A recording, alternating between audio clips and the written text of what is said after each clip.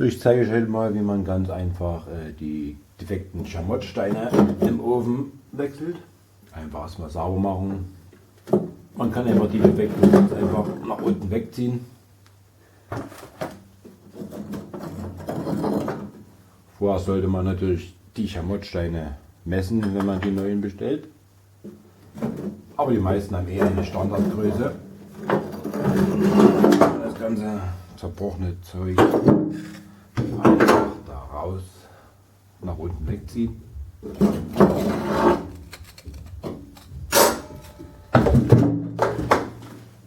Dann einfach etwas sauber machen.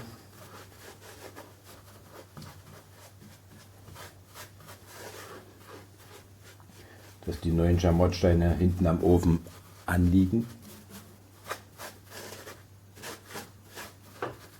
So.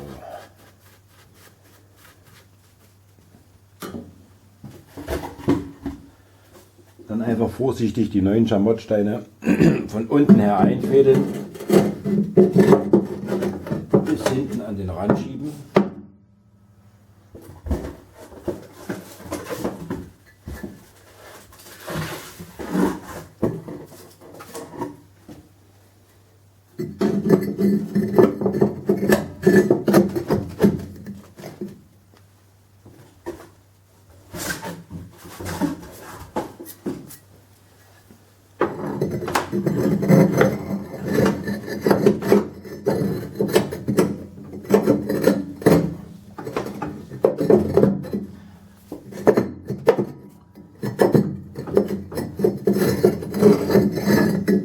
So, da ist noch etwas Dreck dahinter.